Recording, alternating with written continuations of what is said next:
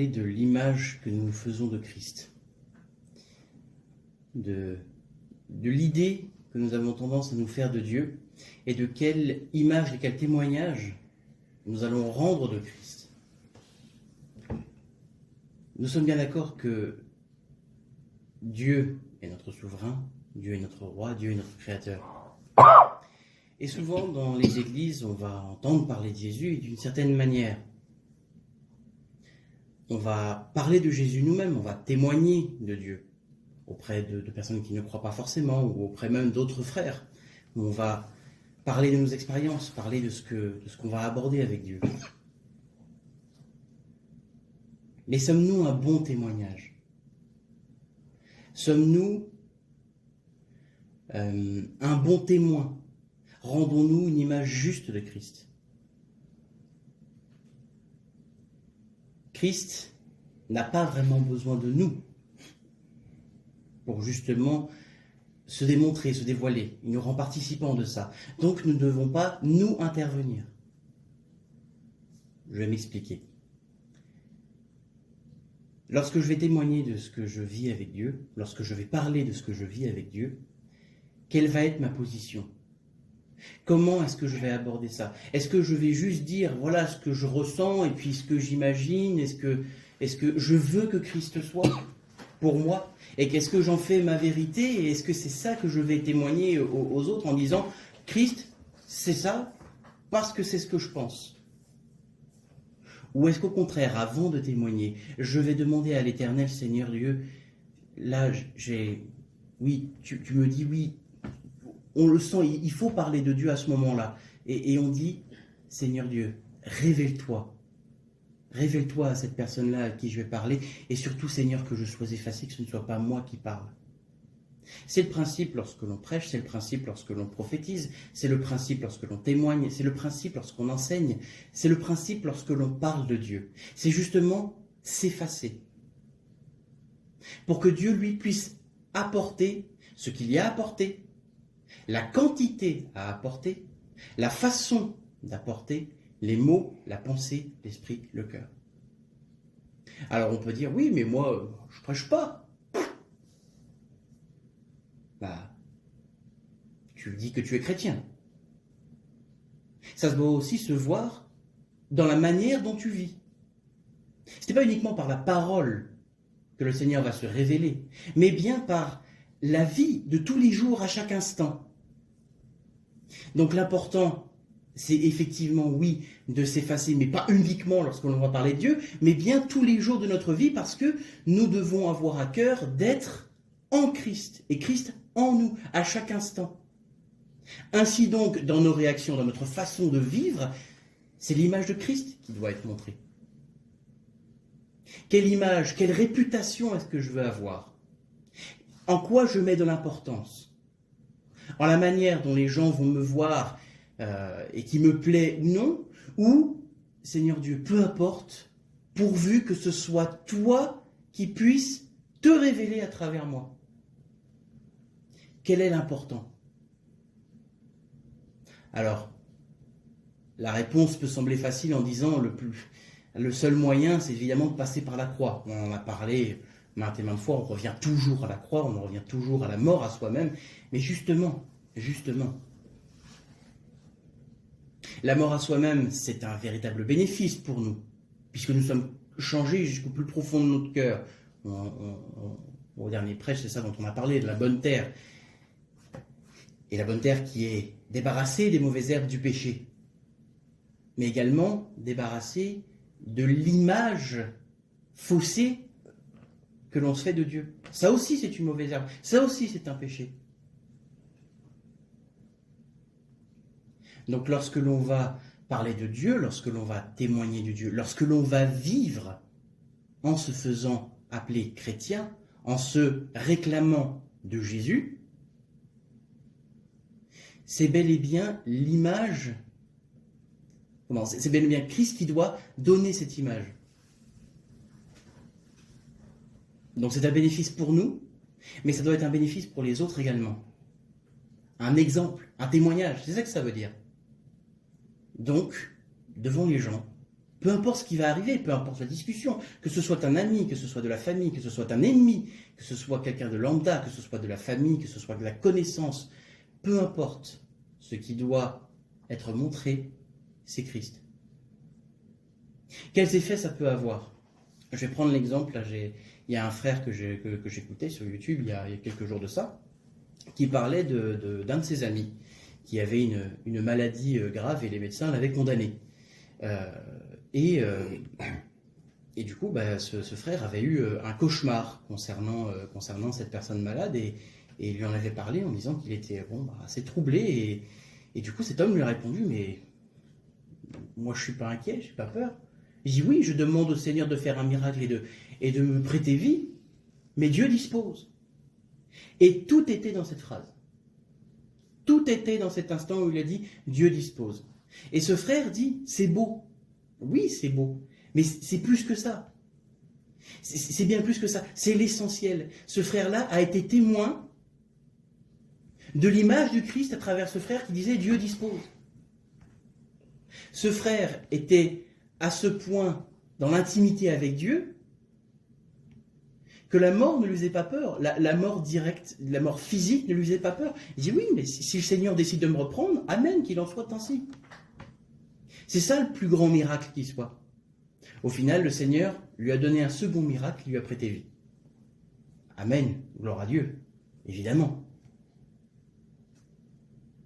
Mais l'essentiel, le plus grand miracle, c'est que cet homme-là était prêt à courir tous les dangers, était prêt à courir n'importe quoi, pourvu que la volonté de Dieu s'accomplisse, pourvu que l'image de Christ soit révélée, pourvu que son œuvre soit réalisée et montrée aux autres. Et au final, cet homme-là a été un témoignage, j'imagine, pour ce frère qui était troublé par son cauchemar, mais également pour ses proches, pour les soignants qui s'en occupaient de lui, pour ceux qui le côtoyaient. Il n'avait pas peur. Dans cette parole-là où il dit « Oui, mais Dieu dispose, je n'ai pas peur », il le montrait. Il avait confiance en Dieu. Il remettait son sort entre les mains de Dieu. Et c'est ça, le témoignage, où on se rend compte qu'il a une confiance telle en Christ que peu importe ce qui arrive, c'est la volonté de Dieu qui prime. Il n'y a pas plus beau miracle, il n'y a pas plus grand miracle que de voir l'œuvre de Christ accomplie dans la vie d'un homme ou d'une femme. Il n'y a pas plus beau miracle. C'est ça qui produit tous les autres petits miracles, entre guillemets. J'appelle ça petit miracle, voilà, quelqu'un qui est sauvé de la mort, c'est un grand miracle, évidemment. Mais le plus grand miracle, c'est de voir un homme être à ce point transformé, qu'il n'a pas peur. Il est comme Christ qui est dans la barque pendant la tempête. Il y a les vagues, il y a la tempête, il y a les apôtres qui lui crient dessus, qui lui hurlent, c'est Jésus, aide-nous. Mais Jésus, il dort. Et cet homme-là, il dort à côté, il n'a pas peur. Il court un danger, il court la mort. Mais il n'a pas peur, il a confiance en Dieu. Et c'est ça le témoignage qu'il y a à en tirer, c'est justement voir cette intimité-là avec Dieu. C'est la mort à soi-même, c'est la vie de vainqueur. Et c'est ça qu'il montre. C'est l'image de Dieu, c'est l'image de Christ directement. Alors, il le fait par le témoignage de la parole, il l'exprime. Mais j'imagine bien que ce frère-là, du coup, ne devait pas être rongé par l'angoisse ou la peur de la mort. J'ai travaillé en soins palliatifs, je peux vous dire que la mort fait peur à énormément de gens. Il y a beaucoup de gens qui sont dans une angoisse telle, on leur met des médicaments en continu pour que les angoisses soient court-circuitées. Mais cet homme-là, je suis certain qu'il n'en avait pas besoin. Parce que sa confiance n'était pas dans la médecine, pas dans les médecins. Oui, le Seigneur se sert des médecins, se sert de la médecine tout de même. Il s'en sert. Mais la confiance de cet homme n'était pas dans les médecins, n'était pas dans la médecine, dans les médicaments. Sa confiance était en Dieu.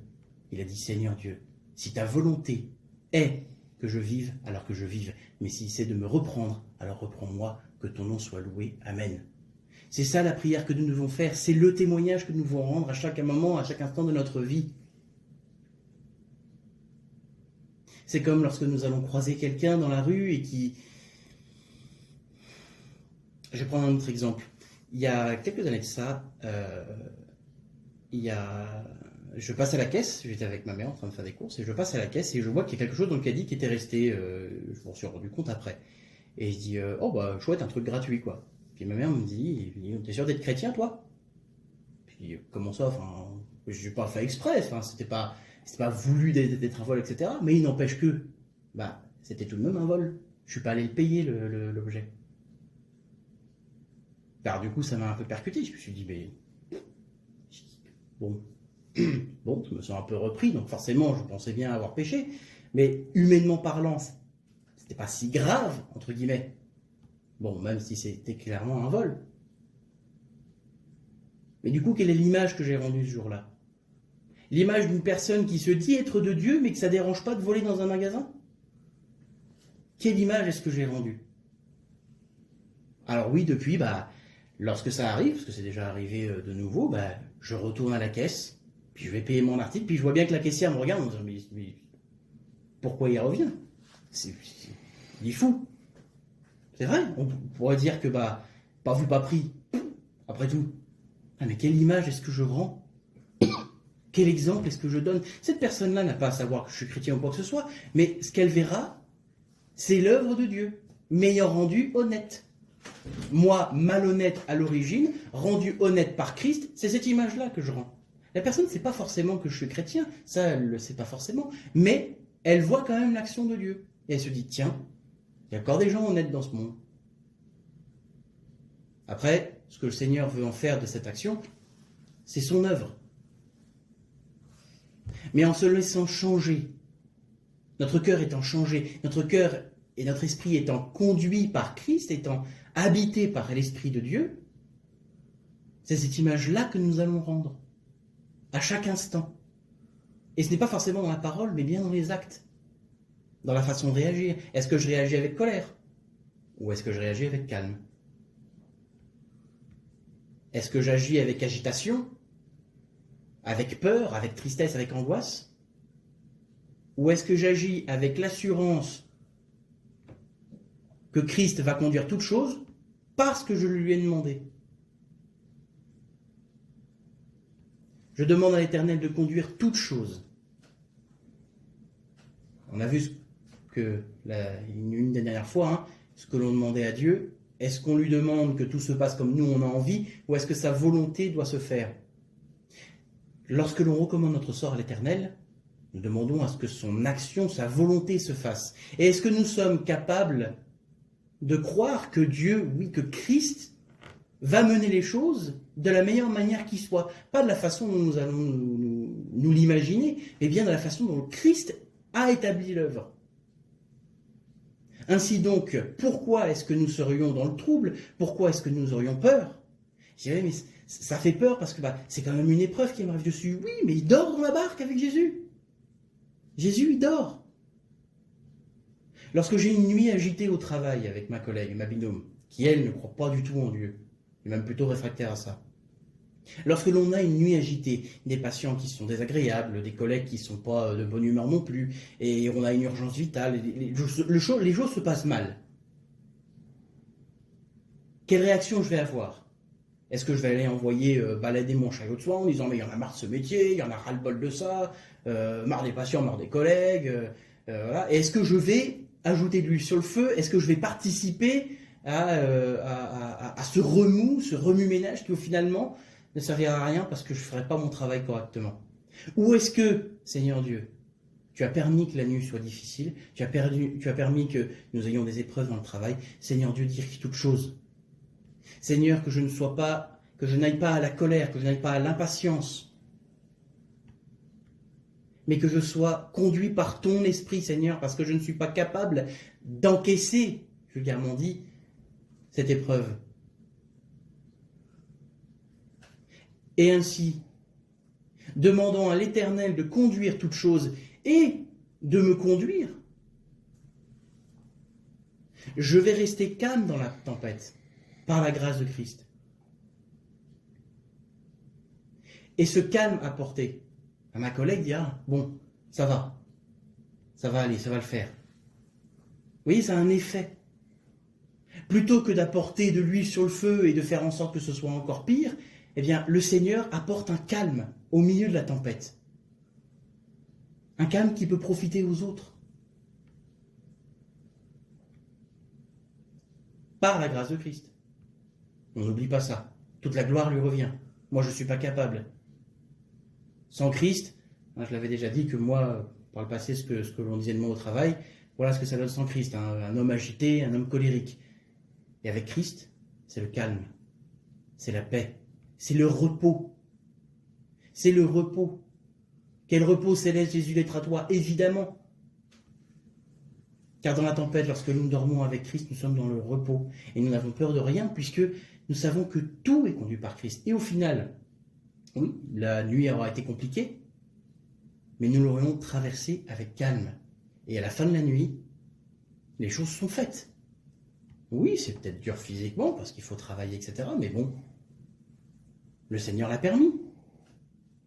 La vie de chrétien, c'est pas la croisière s'amuse. Hein. Sauf que nous, on fait le choix de traverser les épreuves, de traverser les épines, avec Christ qui nous protège, qui nous guide, qui nous montre, qui est notre lumière, et qui nous évite de chuter, lorsque justement le risque de chute est élevé. Et au final, c'est un exemple que Christ donne aux autres, à mes collègues, à ma binôme, à mes patients, puisque je ne vais pas réagir frontalement contre eux. L'œuvre de Christ, le fruit que ça porte de laisser Christ vivre en nous, c'est de l'amour, c'est de la paix, c'est de la compassion. C'est de la patience pour tous, pour nos amis, pour notre famille, pour d'autres chrétiens, pour des non-chrétiens, mais aussi pour nos ennemis. Il ne faut pas les oublier, ceux-là. Sommes-nous mieux que nos ennemis? Ah, on n'aime pas notre ennemi parce qu'il nous a fait quelque chose. Eh oui, mais nous sommes bien aussi l'ennemi de quelqu'un. Nous aussi, nous avons péché envers d'autres personnes. Pardonne-nous nos offenses comme nous pardonnons aussi à ceux qui nous ont offensés. Mais ça va plus loin, c'est que non seulement pardonne-lui, mais prie aussi pour lui. Ne nourris pas d'animosité pour cet ennemi. Mais prie pour lui en disant, Seigneur, il est comme ça, il m'a fait ça, mais ça oublie. Et le Seigneur oubliera. Tout péché que quelqu'un a fait envers moi, si je dis à l'Éternel, Seigneur, oublie tout péché que cette personne a fait envers moi, le Seigneur va l'oublier. Ça lui ne sera pas retranché. Mais Seigneur, plus que ça, mon ennemi, j'aurais pu être pareil si je ne te connaissais pas. Mon ennemi, j'aurais pu être pareil si ton œuvre ne s'était pas accomplie dans ma vie. Alors Seigneur Jésus, touche son cœur pour que lui aussi puisse comprendre, te connaître, pouvoir vivre, expérimenter ton amour. Et que cet ennemi soit appelé ami. Ça va plus loin que le simple pardon, simple, entre guillemets, hein, où on dit au Seigneur, bon bah voilà, pardonne-moi, mais en même temps, lui, il est tellement pourri, de toute façon, il finira en enfer quoi qu'il en arrive.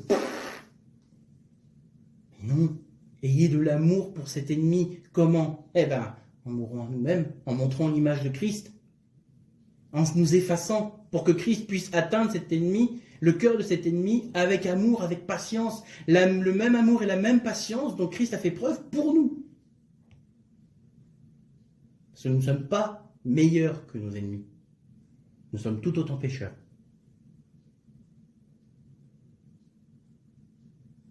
L'image de Christ, c'est ça que les gens doivent voir. Vous avez peur de l'humiliation? Vous avez peur que les gens vous disent que vous êtes faible, que quand on vous attaque, vous ne dites rien, vous ne réagissez pas? Et alors? Cette caissière pouvait bien penser que j'étais fou à ramener cet objet que je n'avais pas payé. Et alors? Il dit comment Edwin, oh, bon, quand on l'insulte, il dit rien. On peut l'insulter autant qu'on veut, hein, il dit rien. Mais moi, je préfère ça. Je préfère qu'on dise de moi que je suis patient. Je préfère qu'on dise de moi que, oui, ça me passe au-dessus, je n'y accorde pas d'importance. Plutôt que, oh bah, Edwin, si jamais tu lui parles comme ça, il t'en colle une dans la figure, et puis voilà, on ne peut pas parler avec lui. De toute façon, la critique sera toujours. Quoi que vous fassiez, elle sera toujours. Donc, le mieux, c'est bel et bien que Christ puisse agir, et que l'exemple qui soit montré, c'est bel et bien l'image de Christ. On ne laisse pas Satan faire germer du grain corrompu. Et c'est pas différent dans les églises, où on se fait une image de Dieu. Je vais un peu taper sur tout le monde, mais il y a dans toutes les religions qui se disent chrétiennes de l'idolâtrie. On accepte des choses du monde. On a des rites, on a des traditions. On s'est fait une idée de qui était Dieu. On se dit, oh bof, on peut bien se faire ce compromis après tout, c'est pour Dieu. Mais dans les églises, pareil, mais quelle image est-ce que nous allons rendre de Christ dans les églises? Parce que, oui, dans notre vie personnelle en tant que chrétien, l'image que nous rendons à ceux qui ne croient pas est importante. Mais c'est aussi pareil pour ceux qui croient. C'est la même chose. Et aujourd'hui, on a tracé de grandes autoroutes en se disant, bon bah, c'est beaucoup plus simple comme ça, cette partie de la Bible, on l'écarte parce que bah c'est pas facile, on comprend pas trop, et puis là bah on fait comme ça arrange tout le monde, voilà, ça fait des compromis de partout, et au final, on se fait une idée depuis des décennies maintenant, même des siècles, de ce qui est Dieu, et à aucun moment, on ne s'attache à savoir, mais Christ, qui es-tu? Seigneur Dieu, qui es-tu? Quelle image est-ce que... D'ailleurs, qu'est-ce que tu veux faire de ton Église? Elle est là, la question d'origine d'ailleurs. Hein. L'Église, c'est le corps du Christ. Christ est la tête. C'est la tête qui décide. C'est Christ qui distribue, qui nomme, qui instaure. Et c'est pas une idée parce que, oui, telle ou telle convention ou institution de formation ou tel principe de religion a été établi par un collège d'hommes qui voulait juste établir une œuvre comme ils avaient envie, que c'est la vérité aujourd'hui. Aujourd'hui, on se fait des monuments de ce qu'est la vie de chrétien, mais est-ce qu'on s'attache à ce que ces monuments soient construits par Dieu? Donc la question que je pose aujourd'hui, est-ce que nous sommes prêts à laisser Christ faire s'écrouler tous ces monuments pour qu'il puisse construire son temple?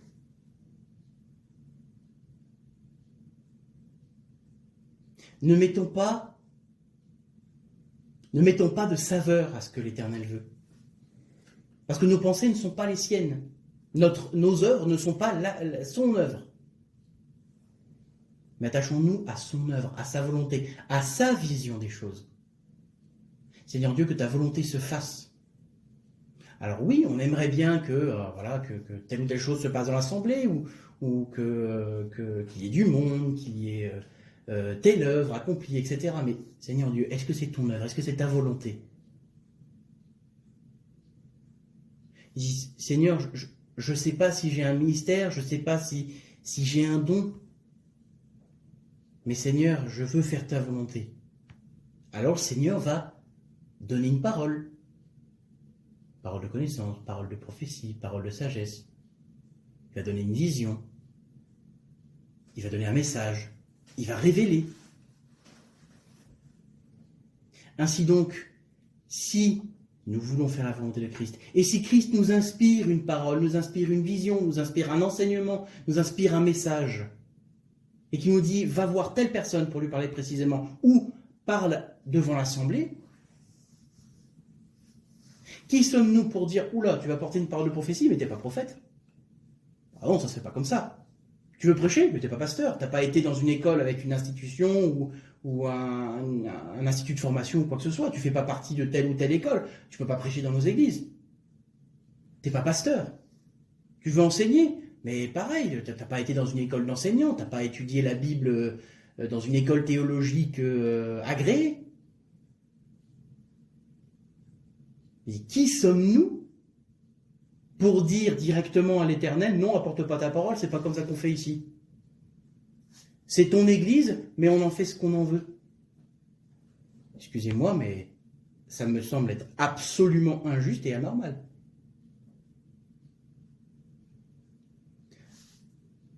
Ne nous fixons pas d'idées sur ce que Dieu veut. Attachons-nous seulement à connaître sa volonté. Frère, tu as une parole de prophétie à apporter? Apporte. Tu as un message à apporter? Apporte. Si c'est de Dieu, nous le saurons. Parce que c'est quelque chose de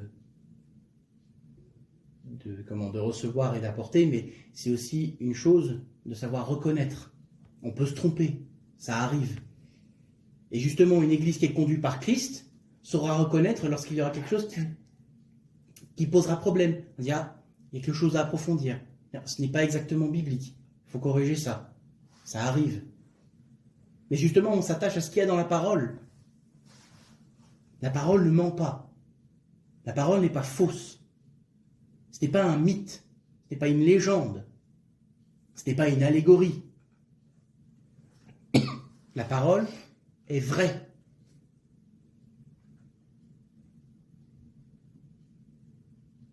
Donc attachons-nous à faire sa volonté et à reconnaître Dieu. Et surtout, attardons-nous à nous effacer. Nous, dans notre vie personnelle, notre vie spirituelle, notre intimité avec Dieu, où nous devons laisser Dieu et Christ prendre absolument toute la place. Et son œuvre sera visible pour vos proches, pour vos amis, votre entourage, votre Église. Laissons Dieu nommer, laissons Dieu créer, construire, détruire.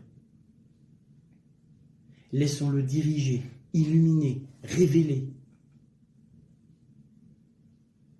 Laissons Dieu se montrer. Ne soyons pas une barrière, ne soyons pas un voile. Attachez-vous, oui, à la vie de vainqueur, à mourir à vous-même, à la croix. Parce que c'est par la croix que Dieu peut se révéler. Et c'est par la croix que nous allons nous effacer. Et n'ayez pas peur. N'ayez pas peur de ce que l'on va dire de vous. N'ayez pas peur non plus des chemins, on va dire, qui ne sont pas habituels.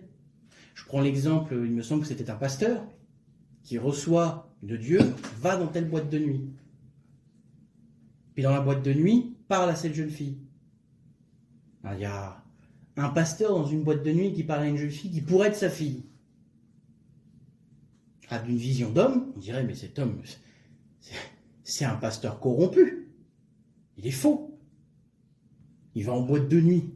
Qu'est-ce qu'il va prêcher le dimanche? C'est un chemin détourné. C'est un chemin où on n'a pas l'habitude, nous. Ah oui, parce que on se rend même plus compte que Jésus, lui, a parlé à la Samaritaine, qui a eu plusieurs maris, et que l'homme avec qui elle était n'était pas son mari. Jésus lui-même a parlé à cette femme. On lisait le passage, dans Jean chapitre 4.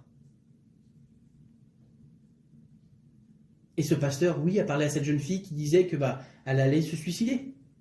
Et finalement, Dieu a envoyé un homme, un serviteur, pour lui parler de lui, pour que Christ puisse être révélé.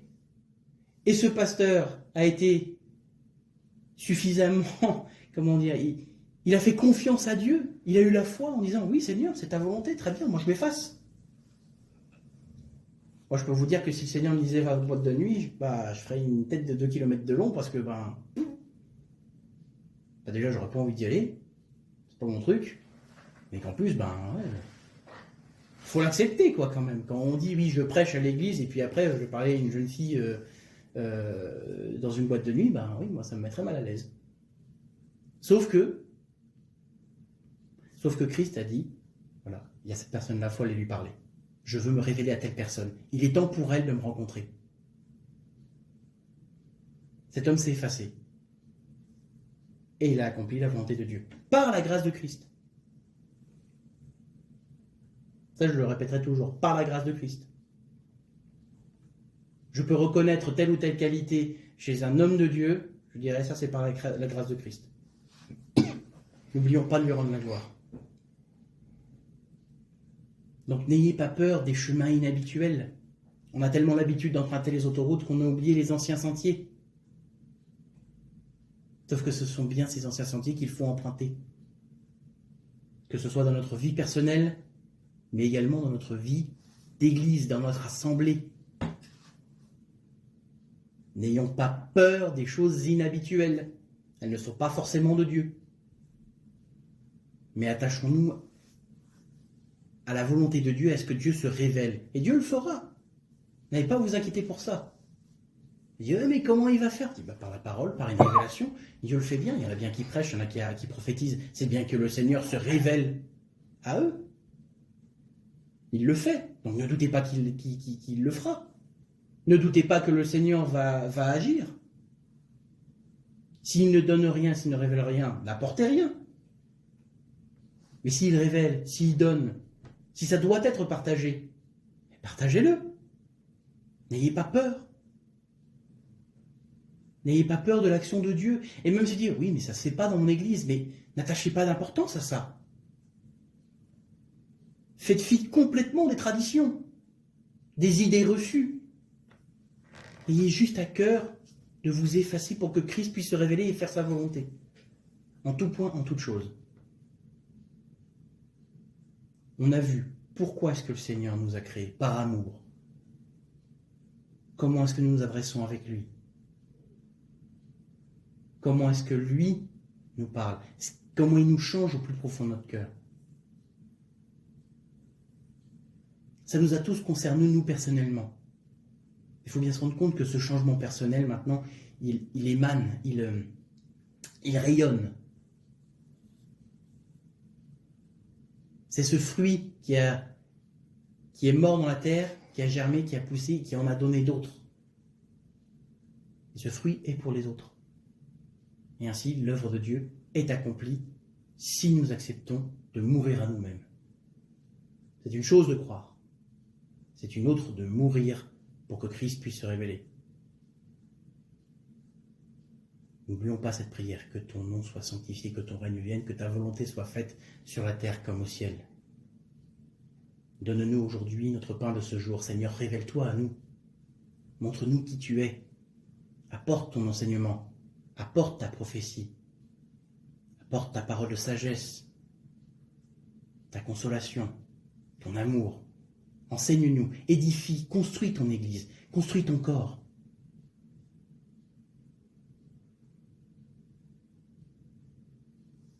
Pardonne-nous nos offenses comme nous pardonnons à ceux qui nous ont offensés. Seigneur, oui, pardon pour mes péchés, mais pardon aussi pour les péchés des autres. J'ai peut-être aussi été une occasion de chute pour mon ennemi.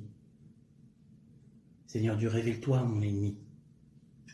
Pardonne-lui, oui, mais touche son cœur. Change-le comme tu m'as changé moi. Et n'oublions pas de rendre la gloire à Dieu. En tout instant. Et qu'au nom de Jésus-Christ, toute la gloire lui revienne. Amen. Que le Seigneur vous bénisse.